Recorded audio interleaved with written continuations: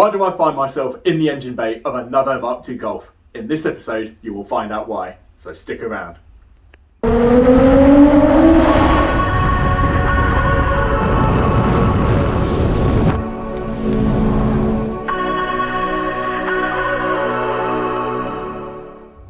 Hello everyone and welcome to Southeast Mk2 Golfs. In this episode, we are doing some repairs on Ben's ABF powered track car. It's a really interesting car, so I'm going to let Ben talk about some of its key features. So I've had this since 2002 when it was a 1.6, and in 2009/2010 I converted to an ABF 16 valve using a Mega Squirt ECU, and then I got bitten by the track day bug. So between 2010 and today, it's just had upgrade after upgrade to make it go faster on track, while sticking within a tight budget and keeping the ABF NA 16 valve fun. So back in 2010, this was running 160 odd brake horsepower. What sort of power is it pushing out now? We're now at 203 horsepower and 230 newton meters of torque, which for me is more important because it gives a really decent mid-range punch.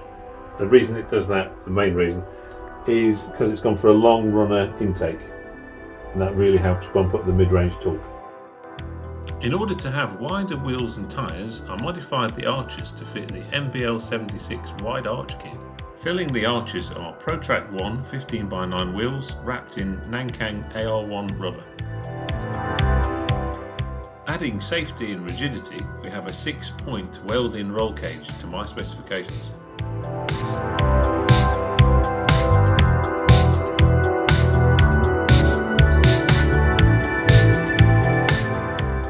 Engine and power steering are separated by the use of an electro-hydraulic pump. Inside the carbon fibre airbox, 3D printed trumpets complete the custom long runner intake.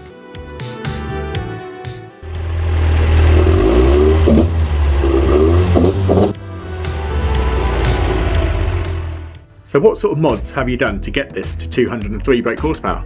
Take one ABF, add an aftermarket ECU, and then when you've got that, then you can make sure every step of the way, anything you do after that is tuned to perfection, optimal for your setup.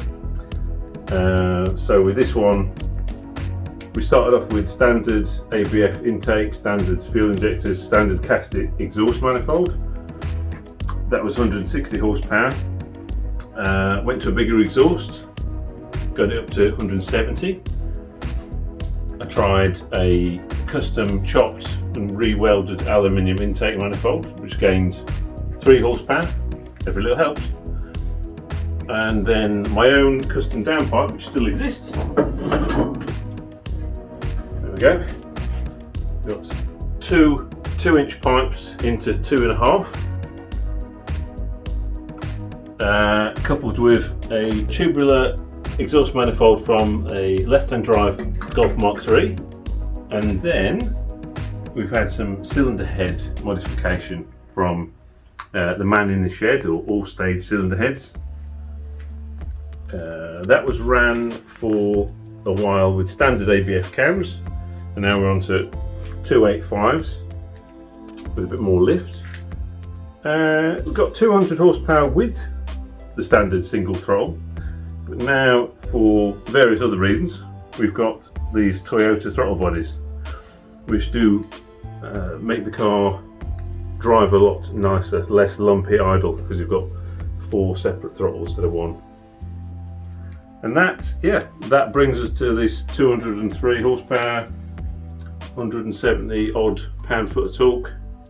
Very good. We've been going to a sprint event for the last few years, and this car, and yourself obviously in particular, have performed really, really well.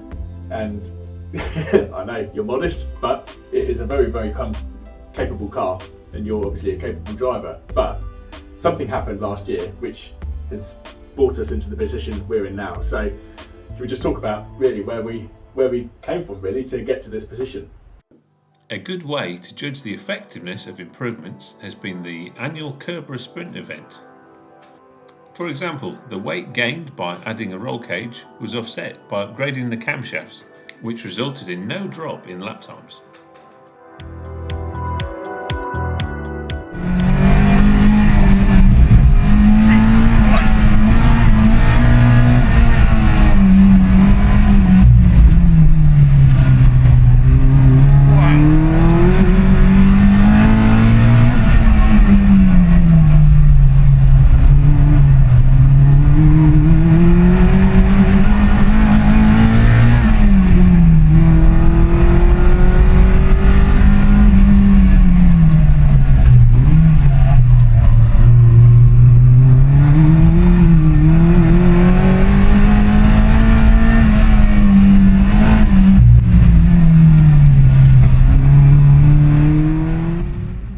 This section of the track on my 6th or 7th run of the day that I had an off. I thought I'd damaged the whole passenger side, but it was some relief to find that the damage was only in the front wheel arch area. Out of business hours, I contacted Brendan of Dubstock, who very kindly donated a pair of wishbones and power steering rack to get Ben back on the road. I've been using this car on track for 12 years now, and to have made it this far without anything majorly going wrong, I think I've been very lucky. However, that did change last year, where on the passenger side we've got a bit of damage that we need to sort, and that's why we've removed the engine and subframe. This wishbone here was given to us in our hour of need by Brendan of Dubstock. The one it replaced was bent as far back as this angle. The track rod a full-on 90-degree bend, which was African rally style, bashed back into shape just to get us home. So with that big impact, we need to measure if the subframe mounting holes are still in the place they should be. We have a Mark III subframe to use as a reference, and we also have to see how badly bent this mounting point is here. We removed the wishbones so that we can compare against the Mark III subframe. So using a bit of CAD, cardboard aided design, we're going to use the old, well, what is potentially a new Mark III subframe as a template. Do this with a pen, a spray can.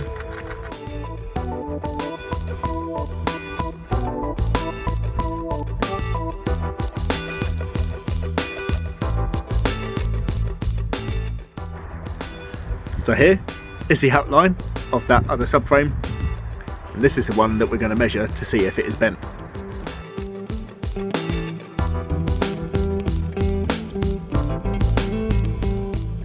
So that should be within the template that was drawn out from that other subframe. Is there anything obvious which doesn't line up? So that doesn't look as though it's bent, which is good. So you think it might have just shifted? Let's just check this. Get it so it's definitely in those lines. A slightly different shape. There's on the Mark III, it's got this curved bit there, but the bolt holes are still the same. If you know anybody who's got a Mark III subframe on a Mark II, or maybe an R32, we know that the Mark III subframe fits on a Mark II. So viewing the holes from high up, you can see the markings underneath. And all four, by eye only, seem to line up. So it's taken a beating and survived. So based on the checks we've done against the known good Mark III subframe, we're pretty confident that the four subframe bolt holes line up with the good subframe. So our next line of thought is just to see how much movement we can get in between the large rear holes and the front holes that are here based on a captive nut. I'll show this on this mount here. So the nut moves around, giving you the adjustment. So it could be the subframe was pushed fully rearward, and on the other side, the driver's side, it would be probably fully front. That went in easy. Yeah, this side's alright. Looking already. So you're just loosely fitting it, basically. Yeah. So you can show you the different angles that it could potentially be at, and what effect that would have on your steering. Yeah, like so. Wow, yeah. But let's get the rest in. So these have got captive nuts, haven't they? Hang tight, it's probably okay for this exercise. Yep.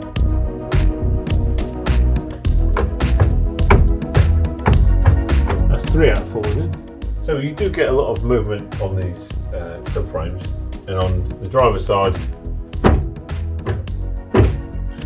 that seems to be moving just fine. And one of the things I'm thinking is the rear mounting point, if we just use this as an example, the rear mounting point, a bit like this at the back on the subframe, has raised areas around the hole where it's been reshaped by the force of the impact, and what that's doing is self-centering and pulling it into a certain position once the bolt's tightened up. We break out the angle grinder.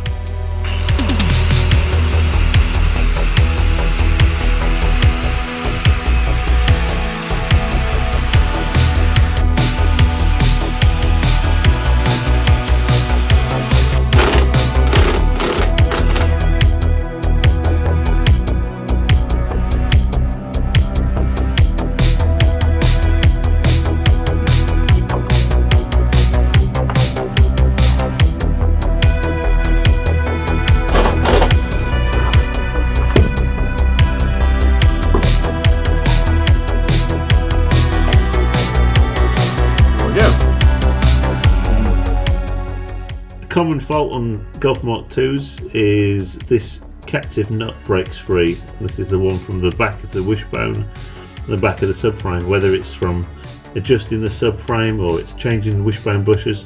Over time this breaks free of its welds and you're just left with a nut and a bolt that you cannot do up.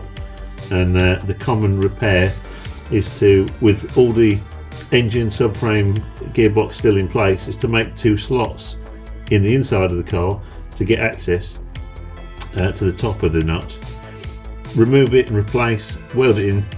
But what we've got here is it was done slightly out of position, and that's not helping us with what we're trying to achieve now.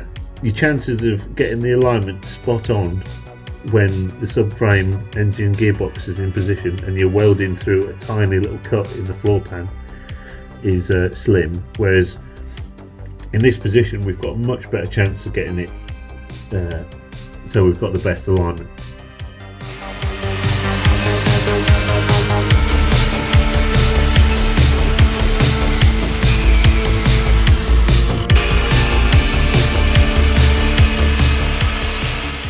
For the next stage, we use 2 metal V-shapes made from a wire coat hanger, a plumb bob and a bulldog clip. We insert the metal V's into factory bolt holes around the car. By hanging a plumb bob from a piece of string off of the metal V, it automatically centres the V in the centre of the bolt hole. We can now mark on the floor where the plumb bob has come to rest, which will show the centre of the bolt hole.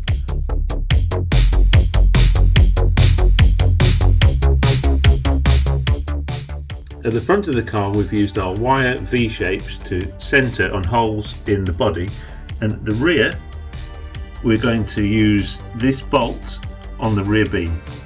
We repeat this process on opposite sides around the car. So we want to draw a line down the centre of the car to make sure that nothing is bent. So to do that we are drawing some diagonal lines using string from a corner to corner arrangement, and in the centre point we'll mark it out. And as we do that down the car, we should have a straight line. If we have a bent line, we have a bent car. By marking on the floor where the strings cross over, this will show the centre point. So these 2 here are the ones we suspect might have moved. It could be this whole triangle, but once we take the centre line and do the measurements, then we'll know.